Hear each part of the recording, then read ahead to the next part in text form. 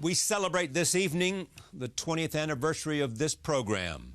Yes, 20 years ago, this program began. Over the 20 years, there have been no guests that have been more interesting or more eagerly anticipated than Warren Buffett. His is a fascinating story. His is a name that is known throughout the world for his extraordinary success as an investor and the parallel success of his company, Berkshire Hathaway. He has been in the news recently because he made a major investment in Bank of America. He also announced a stock buyback of Berkshire Hathaway shares. Perhaps the sharpest focus recently has been on his announcement that wealthy people should pay more taxes.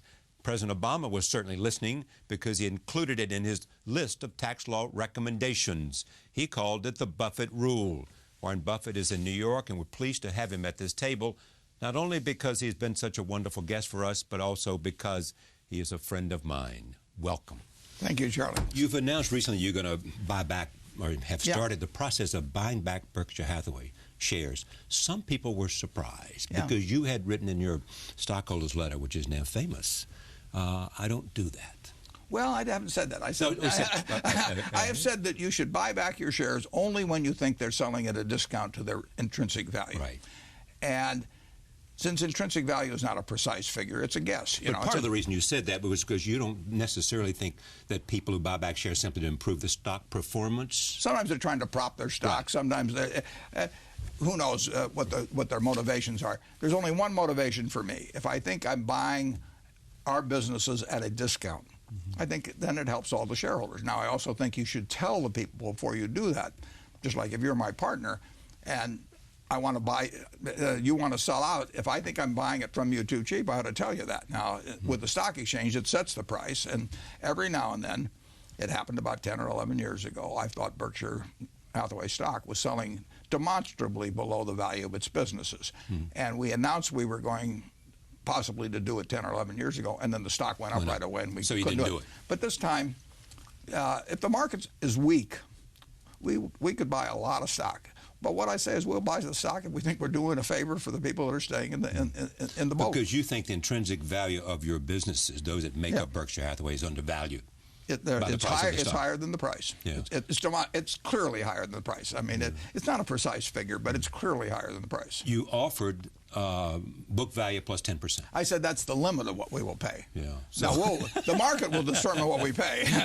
Yeah. So I mean, if the market tanked, next week we'll say, Berkshire could be a lot cheaper than that, and I'm not propping the price in any way, but I'm just setting the outer limits of what we will pay, because above that, I probably still think it's cheap, but I want to be demonstrably cheap. I want to be doing the shareholders a favor by buying the shareholders will remain a favor by buying in the stock that they're getting there. So you have what, $47 to $50 billion of cash. It's down some. We've spent some, Charlie, but we got plenty of cash. We'll put it that way. But is there a limit of how much you always want to have in reserve in case an incredible opportunity comes up and you can go do it? Yeah, we won't go below $20 billion in consolidated cash. Yeah. So you could be prepared to spend more than $20 billion to buy back your stock. We can spend a lot of money depending on over how long a period, because we're earning money all the time, and as we earn money, the money comes in, and there's no time limit on it. There's no dollar amount limit on it. There is this limit in terms of valuation, and there is this limit in terms of maintaining a given level of cash. It is said that some people think that the asset value of Berkshire Hathaway is close to $130 to $150 a share for the Class A stock. Yeah, I hope it's 130,000. No, I mean 130,000. No, of course, 130. Of course, I meant 130,000. Right. I don't know what the number is. Yeah. I know it's more than 110% of book. I mean, we've got some wonderful businesses. We've got some that aren't so wonderful, but with some of the big ones, particularly, are really very, very good businesses, and they're worth a lot more than they were when we bought them. So why don't you sell those that are not so wonderful? I just don't do it. I don't do it. If I have 10 kids, one of them's a little slow, I'm not going to put them up for adoption. So that's the way you feel about these businesses? Yeah, I do, unless they promise to have permanent losses over time, or unless they have major labor problems. And I've put that in my annual report for, 30 years. People come to me to sell their business to me. They work hard for me after they sell their businesses. Everything doesn't work out perfectly in life, and I'm not about to dump somebody because it's subpar. If it's a disaster, we have to get out of it. This is a signal from the sage of Omaha that there are not a lot of investment opportunities out there. Well, both statements are wrong. we got the paperwork cleared. I guess just yesterday morning. So the process has begun. So we actually bought some shares. Now, right. Whether we buy a lot of shares or not will depend on the price. I mean, but we intend to buy shares if the parameters we laid out are correct. It has nothing to do with what, you know. If I live to be 100 and keep my marbles, I hope I'm still around. Well, in fact, in the last quarter, didn't you spend about $4 billion on stock, common stock? September 30th being the current quarter. Right, the third quarter we right. spent a net of $4 billion, roughly. And have spent about $8 billion so far this year in terms That's of about buying right. common stock. That's almost exactly right. Which suggests you're buying stock because you believe in America and you believe in these companies and you believe... They are American companies. They do business... a fair amount abroad, but they are American companies. And incidentally, we're investing $7 billion. I was going to make that point. Yeah, in terms of infrastructure and... Sure. And when we buy stock, our own stock back, we're intensifying our interest in a whole bunch of mostly American companies. Our shareholders will own a greater percentage of BNSF, Burlington Northern. They'll own a greater percentage of Geico if we buy back shares. The pie will be as big, but there won't be as many slices. Here is what George Soros told CNBC last week, that he said, rather than the U.S. slipping into recession sometimes in the future, I think we are already in it. Michael Spence and Paul Krugman said there were 50% chance of another recession. Yeah. You don't buy that. I don't buy it. But, I'm looking at 70-some companies, and I will tell you that our railroad carried 193,000 cars last week, and I can tell you in terms of candy sales and jewelry sales, we got 3 different jewelry operations, 4 different furniture operations. They're all up. Yeah, they're not galloping, but there has been no downturn. There has been no downturn, and except, as I've told you before, home construction is flat on its rear. When is it going to turn around? It's going to turn around when we've created enough more households than houses that the inventory of houses gets down to But is there a magical way to do that, to create more inventory than...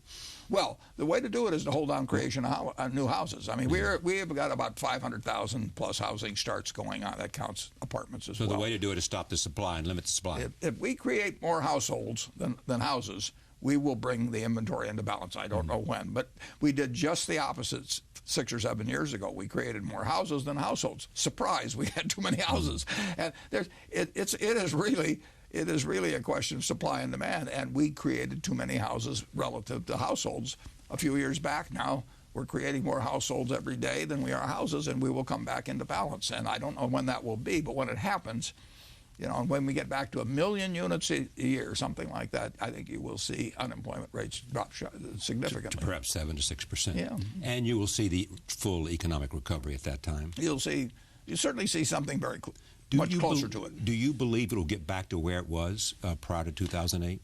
Well, to some extent, both economic growth and unemployment. we had an unsustainable binge because we were creating, among other things, too many houses and selling them to people who couldn't pay for them and all of that. So we were in the bar drinking. I'm not sure we want to go all the way back in, but we want to get over the hangover. Well, it's fun while you're doing it. But at the same time, you recently made a significant investment in Bank of America. Correct. And some say that part of the reason that they are having a difficult time is because of the amount of the mortgage lending that they are responsible for. They made a lot of mistakes during the binge, right, as did a number of other financial institutions, including the 2 run by the federal government, the Fannie Mae and Freddie Mac. But they made mistakes. I made mistakes, and the present management is paying the price and unwinding some of the sins of a previous management, and that takes a lot of time, and it's not done yet, and it'll take them a lot of time. But that doesn't bother me. I mean, I think that's just part of business. You do some dumb things, and then you work your way out of them. Time has been your best friend, hasn't it? Well, time is right. I try to. Geico got in trouble in the mid-'70s. American Express got in trouble in the mid-'60s. Those are 2 of the greatest investments I've ever had, and you had to look out 5 or 10 years and say, where. And that's what you got to do with the economy, incidentally. I mean, we have a wonderful economy in the United States over time, and it will come back just like Geico came back, American Express came back. Bank of America will work its way through its troubles. It'll be painful, There'll be lots of headlines for a long time. You can't do it in 3 months or 6 months. But you've got a fellow working at it. He didn't create the problems. He's working on solving them. Yeah, Brian Moynihan, and you've got a very, very fine business underneath. One of the arguments between Republicans and Democrats in this upcoming political battle is going to be between the balance between spending cuts, which treat deficit in part, and a growth strategy that builds towards the future. Yeah. How do you figure out where you ought to be on that? Well, we will get growth in the future. I mean, you've got American genius of capitalism working to create growth over time. I mean, that is not primarily a function of. A lot of times they talk about growth when they mean to create inflation. Right. So I don't worry about the United States growing per capita GDP over time. We'll have periodic recessions. This was a particularly strong one because it was a particularly wild binge. I mean, it was something, and we're paying for it to a degree. Do we need something to stimulate the economy to create growth, either on the part of the federal government or on the part of the Federal Reserve? Well, we've been stimulating like crazy. We've been running a deficit of close to 10%, depends on the exact period, of GDP annually. That's a lot of stimulus. I mean, it doesn't make any difference what you call it a stimulus bill. It's stimulus. And we have given monetary policy, we put our foot to the floor and driven interest rates to zero and piled up reserves at the Fed. But there's some debate within the Fed as to what might be done and where the focus ought to be. I don't think that will be too important. I mean, the important thing was what the Fed did 3 years ago. And I mean, if they played it wrong then, we'd be paying a huge price for that. But they've used up most of their bullets. The chairman would probably disagree with me, but in my opinion, monetary policy has been played out about as far as it can, and it's been useful, but I don't think there's a lot to be done there that's going to change the course of the business recovery. And he thinks there's few things that he can do that he still has in his group. He's doing this Operation Twist and trying to bring down longer rates. But we've got low rates. I mean, interest rates are not the problem in the economy now, and short rates are nothing, and long rates are pretty darn cheap. So I don't think anything further in that direction is going to have a big impact on the economy. I just talked to some Chinese business people who were in Washington to meet the Secretary of State and Secretary of Treasury, and they came to the table in Washington, and they're a bit worried about inflation in China. Yeah. Well, but they'll have some, and they may have a lot sometime. I mean, any economy that, well, look at what we've had over the years. I mean, a dollar when I was born is worth about 6 cents now. So we've had a lot of inflation. It's something in the area of 15 for 1 since I was born. And if you'd told my dad that in 1930, I'm not sure he would have had me. I mean, he would have thought that the world will come to an end. And things have turned out pretty well. During that same period, real GDP per capita has gone up 6 for 1. So I'm against inflation. I'm for tempering inflation, but when you have a booming economy, you may well get some, and sometimes it may get out of control, and sometimes you have to do something about it. But most of these things aren't the end of the world, Charlie. I mean, we always think they're the end of the world at the time, But as I mentioned before, I mean, when I was born on August 30th, 1930, that was the high day for the Dow for the whole year, 242. Went straight down to 41. I mean, my mother must have felt guilty as hell witnessing what had happened. Little did she know. Yeah, but 25% unemployment, all kinds of things. This country comes back. It came back from what happened at Pearl Harbor. It comes back from all kinds of things, and it's coming back now. So what role would the Buffett rule play in that coming back? Well, I think that it's very important in terms of getting people to make the kind of sacrifices they're going to face. I mean, we're going to be telling people that some of the promises have to be modified. And these are people that don't have lots of margins of safety in their own affairs. I mean, they're not like me. They don't have, you can't just sell a few stocks or something like that if the payment doesn't come through for this or that. So we're going to be asking the American public as a whole to participate in a belt tightening when we bring down expenditures from 25% of GDP or thereabouts. And I think that when you have a very, very small group of ultra-rich people who have incomes of $1 million or more, who are paying very low rates, like I am, 17% in my case, but I have a number I've talked to a lot of people in the last few months, and a number of them are below my 17%, even though they're in this. Well, some of them are in this famous 400 category that averages $220-some million of income per person. I mean, that is some kind of income, isn't it? It is mainly because they pay capital gains rates. Is that the primary reason? That's a lot of it. That's 15%. Yeah, that's a big right. one. But dividends are 15%. Right, exactly.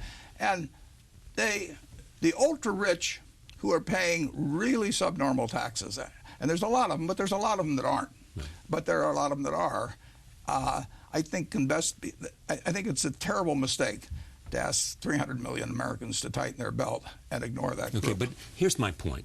Is it because of the economic value of doing that per se in terms of the more revenue going into the IRS, or is it because the essential fairness of the American system is an important point? If you're asking the population at large, you have to make damn sure they think that the country is operating out of a sense of fairness. Yeah, it's both. But it's the second point I think is more important than the first point, because I would estimate there might be 20, if you put a minimum tax in, it would affect a portion of the ultra-rich who are receiving.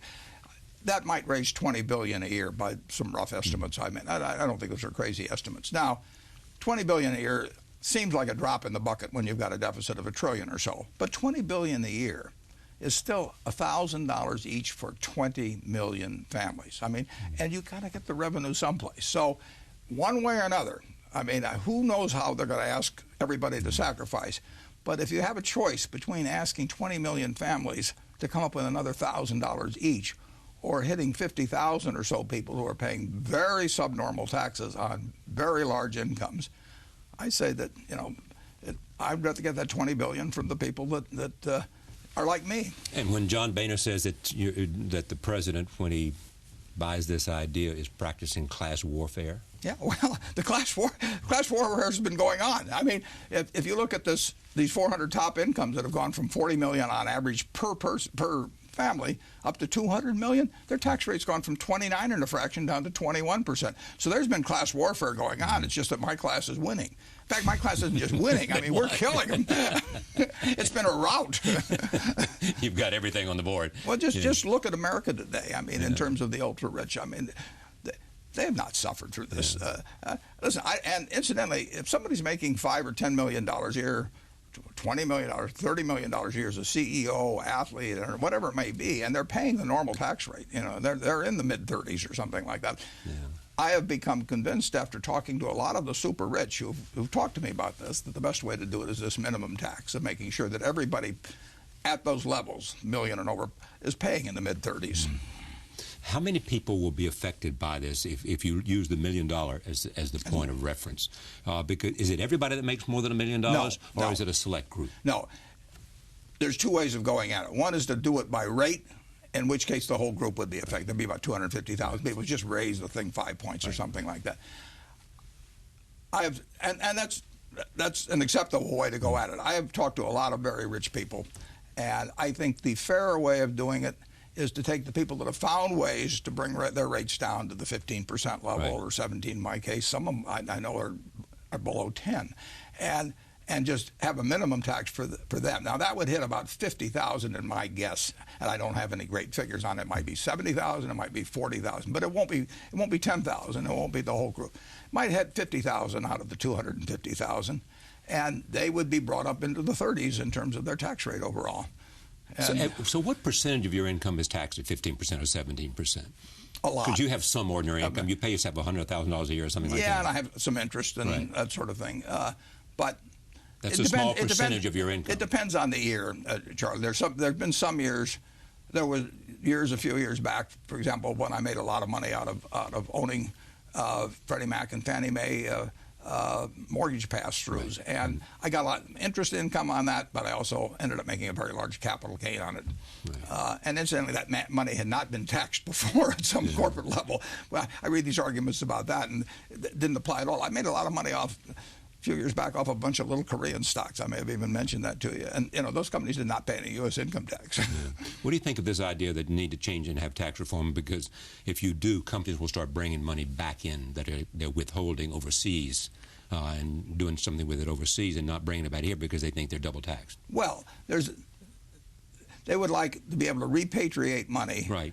that was taxed at very low rates in some various places around the globe. Right. Some sort of legitimate in terms of where they manufacture, sometimes sort of artificial. And they would like to bring that back as they were allowed to do, I don't know, 5 or 6 or 7 years ago. There was a one-time repatriation. But we own stock in some of those companies, incidentally, that have got a lot of money that they would call trapped over there. Now, if they're allowed to bring it back and pay very little tax on it, where do you think they're going to want to keep earning money over there, aren't they? Mm-hmm. So you don't think they'll bring it back? Well, I think they'll bring it. Well, if they were allowed to do it without paying any tax to speak of, or a 5% tax, they'd bring it back. But they say that would be wonderful because we'd be bringing this money back to the United States and investing. But what it would mean is, my God, we can earn a lot of money over there at 5 or 10% tax rates, and so let's keep bringing it back. We ought to keep trying to make more money over there and build more plants over there. So it cuts both ways. It is an incentive. If you come up with a low repatriation rate, it's an incentive for people to try and put more of their production and make more money abroad, because that brings down their overall tax rate. Corporate America is sitting on a lot of cash. And they say, there are a couple of reasons for that. Number one, they say it's because of regulations, and they don't have confidence in what the tax structure is going to look like. Do you believe that? No. I believe that they can't find good projects that they like, and that they don't see the demand for certain things. I'm not going to build more carpet mills or something like that, or more brick plants if I don't see where I'm going to sell the carpet or brick. We're not just talking about people tied to the housing industry. We're talking about a whole lot of corporations in America are sitting on a lot of cash, and they say they don't have confidence in the future, and that's why they're doing it. And you say, what? Well, I've got a lot of confidence. They ought to have confidence in the future. They're earning very good returns in most cases on tangible net assets. American business is doing fine, with the exception of housing. But it'd be a lot better off if they were investing money, being able to hire new people. If they can, but they've got to find the right projects. Yeah. And to their credit, I would say that I don't know of any companies that see intelligent things to do with the money, whether it's here or abroad, and that have the money that are sitting there not doing it. Okay, so you were basically saying that the problem with the American economy right now is corporate America, which creates private jobs, is not seeing a lot of intelligent things to do with the money. Yeah, there's a lack of demand. But what does that say? Well, Keynes would say it with me, but I'm not advocating this necessarily. He would say you got to stimulate a lot more because only government can. Paul Krugman says that too. Yeah, right. And they may be right, but we've done a lot of that. We've already seen a lot of that. So it would have some effect in my view, but I think the efficacy of it, once you're up to stimulus of 10% of GDP to start with, I think. Do you think the absence of that kind of demand and intelligent opportunity to spend the money is in part because of the administration that's been in charge that owns this economy now? No, I think it's a function of coming back from a brutal blow. I mean, we talked about the patient being in the hospital. We had an incredible bubble. I mean, it manifested in all kinds of ways, but focused around housing. Right. I mean, you had $22 trillion of residential housing. That's what, at the peak, houses were worth. That was a huge part of the American public's net worth, and so we had a body blow, and we are coming back from that, and we will see more things to do. So you are saying you think, and you're supporting the president, and you're at a fundraising event here in New York because you believe he and his administration have made the right decisions for the economic growth of the country. In general. You see no specific example that was so egregious that you could not support the president. That's correct. And I will tell you, Charlie, we're making rail cars. This is not BNSF. This is a company called Marmon. We make tank cars. We lease them then frequently. We're down in Alexandria, Louisiana. I think we've increased production 3 or 4 times in the last 12 months. I mean, we are employing a lot more people in Alexandria, Louisiana, building tank cars than we were a year ago. And it's been step by step. It's increasing. We're seeing it, utilization of cranes in terms of oil fields. But we see it all over But what makes you different? Because the conventional wisdom is that most of Wall Street, which supported the president last time, is not supporting the president this time, Jamie Dimon included. Yeah, well, these are people who look at the economy, the same economy. Jamie, I don't think Jamie would tell you the economy's not getting better. In fact, I think I've seen something where he specifically said. No, he has said, and the bank's getting better, and he's happy with the bank. But, right, but he's not supporting the president, as far as we know. We don't know. but a lot of Wall Street, at least you'll accept the idea I agree. that a lot of people look at the same evidence and say, we don't think the stewardship's been so good, and we don't believe that the economy is as good as you do, and they think regulations and everything else is part of the mix. Yeah, I would say this. Most of them are in businesses that are doing pretty well. They may not be doing as well as at the binge. I mean, Wall Street isn't doing as well, but you take the number of people making $1 million and over in Wall Street, and you can fill a very large auditorium. So they're doing well. There are a lot of but people. But they're not supporting the president, are they? No, they are. I would. That's my impression. Mine too. I don't know. That's my impression. And so what happened? Why are they? Have they deserted the president? I think there was some rhetoric that contributed to that, but the demonizing of business. Yeah, they felt that, and I think the president felt, I got to look at all the things we did for business, and they're unappreciative, and I'm all that stands between them and the pitchforks. And he said that in one famous meeting. And so Wall Street certainly doesn't feel loved, and they may like to feel loved. But you don't find that in mainstream America, and you don't find that in Omaha, or you don't find that in... Well, there are people, there's no question, it was Mario Cuomo that said, you campaign in poetry and you govern in prose. And if you think about it, the whole act of campaigning is raising people's expectations, and then once you get in, you have to bring them down. But you essentially are saying that you're not disappointed by this president for the most part. No, I am. I agree with that statement. Yeah, I'm not disappointed. No. Well, some you would have liked. Everybody. You would have liked for him supported more loudly, Bo Simpson, that kind of thing. Yeah, definitely. And listen, anytime you elect a president, you're not going to feel 100% about every single thing they do, and I'm sure that the shareholders of Berkshire do not feel 100% about everything I do. I mean, it just doesn't work that way in a country with 300 million people and strong feelings about this issue and that issue. What about this idea that somehow if we had someone who understood business who had managerial experience in business or managerial experience at all, we would have been in a better place. The decisions would have been different. Yeah, I think if you take the overall group of decisions, I don't agree with that. I think that, sure, a given decision might be better here or there, but I mean, the decision to make Tim Geithner Secretary of Treasury was a terrific decision. I mean, that's like when I appointed, and to talk him into staying. Yeah, well, yeah, may have a job, but when I pick a good CEO, that's a terrific decision. I mean, then I don't have to think about that. Is it possible that you're just different? That somehow, some way, because of your mother, because of your wife, influences on you have made you different, your own native intelligence, whatever it is. Well, everybody's influenced by what's around Ben Graham, whatever it is, that you, Warren Buffett, look at the world differently than most of the prominent businessmen in America. Well, it may be true. I think differently than a very good number of them. But I have a lot of them that agree with me one way or another. They don't agree 100% with me. Again, I mean... Go ahead. Yeah, but nobody's in total sync with anybody else, even if they're twins probably. But I've heard from plenty of people who are very, very wealthy, and I've heard from others who are business people who are not that wealthy, but that in general agree with what I'm talking. They've got a similar hope for America. And there's plenty that disagree. Two things are on the horizon. Number one is Europe. Yeah. You have, I think, said you're not going to be rescuing any banks over there with any kind of significant investment. You've also said if this thing goes bad, you're in great fear of what the consequences are. What did you mean? Well, it's big. and they have tried an experiment which where the imperfections in it are becoming manifest in there, and the numbers are big.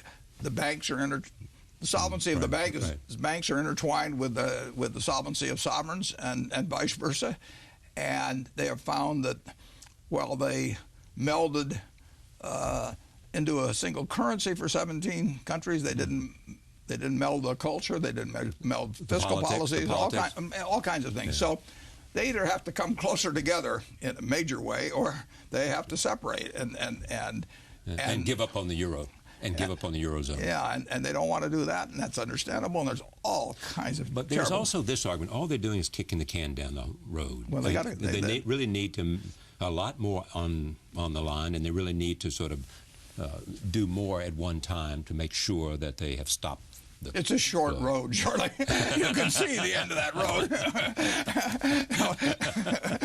They better not give it a good kick or it won't be on the road anymore. It's over the cliff, is it? Yeah.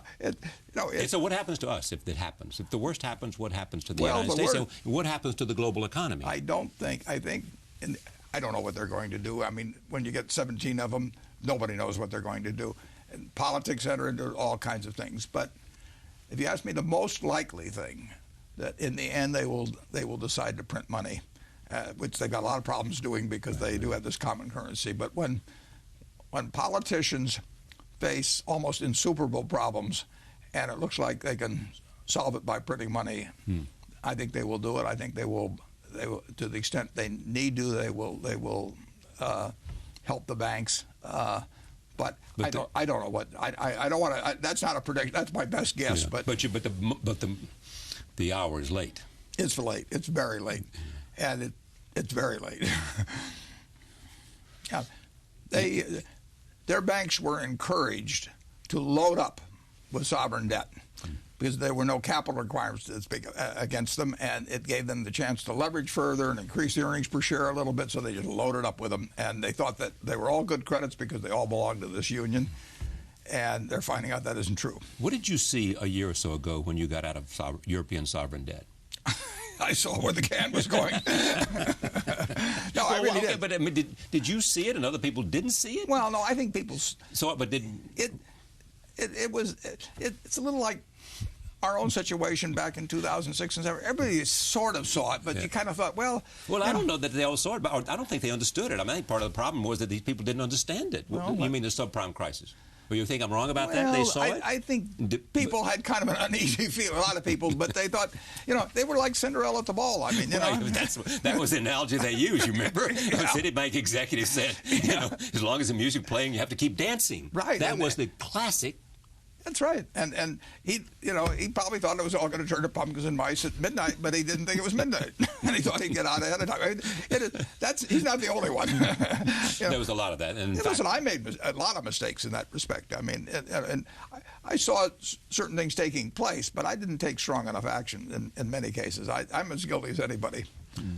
But in terms of Europe, I think it was clear well over a year ago that we were heading for a cliff. I mean, you just can't have people tied to a given currency who have lost the ability to print money behaving recklessly. It's going to come home to roost very quickly. And when those bonds of those countries are held in huge extent, it's a bad situation. So on the other hand, it won't end the world, Charlie. Europe isn't going to go away. Europe will be stronger 10 years from now for sure than it is now. I don't know how much agony it's going to go through in between. It'll be a great market for goods. There'll be great. But is the answer austerity? I don't know. That's the question. I mean, it's always great to say the other guy should get austere. I mean, that's the problem they have. It isn't a common austerity. It's your austerity will take care of my bonds. The Germans have a point, don't they? Yeah, sure they have a point. Sure they have a point. People are beginning to say maybe a flat tax is not such a bad idea. A flat tax is that is not progressive. No. I mean, you're going to have to raise some more revenue than we're raising now. I mean, we're going to have to bring it up to 18% of GDP or 18.5%, and we're going to have to bring spending down. Then why don't you convince the president to lay out what he would do in terms of entitlement? Charlie, I've never called the president in my life. You've never called him? No. But he calls you up and asks you to come and solicit your advice. I mean, you come to that White House because he wants to hear what you have to say, I assume. He doesn't bring you there to tell you what he thinks. He wants to know what you think. He wants to give me a new tie, actually. But wouldn't it have been better if he'd laid out for the political discourse in Washington, if he'd laid out where he thought cuts would be appropriate? Well, looking back, but this is easy to do. Yeah, you can do it in the stock market all the time. But looking back, he probably should have prepared the American public somewhat better for what lay ahead. I mean, there was not going to be some magic wand when he came in 2009, and he did a lot of very correct things. I mean, I admire him enormously in the actions taken, but to the extent that people thought that was going to cure everything in 6 months or 8 months or 10 months, I mean, that was a mistake.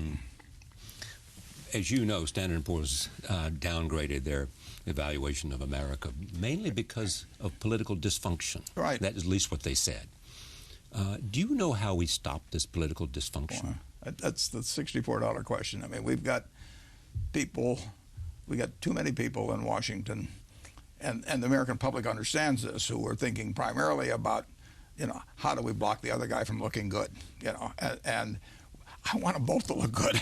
I want a government that looks good, and there's always been a lot of that, but I think it's just extraordinary, and the debt ceiling situation, just played it out in Technicolor and stereophonic sound for the American public, and the American public feels that Washington just is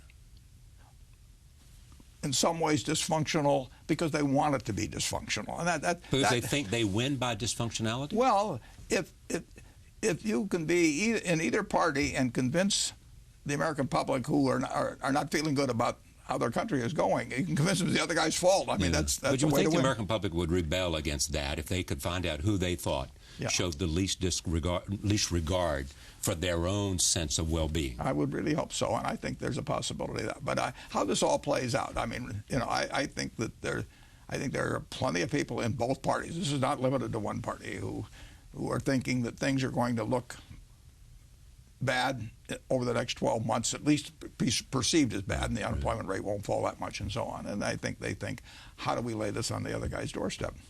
So therefore, I will not vote for something that might improve the economy of the country because I don't want to see the other guy do well. Well, it may not be quite that dramatic, but it's that impression. And I think that's why people have the feeling about Washington. They do. But the problem is that they may very well be saying a plague on both your houses. They're certainly saying that about Congress. Yeah, I think they feel that way about Congress, and I think they've probably got pretty good reason to feel that way about Congress. You think we need a third party? Well, I just don't know how that works, It's great to see you. It's great to be here. Have you here. Thanks, Charlie, and another 20 years to you.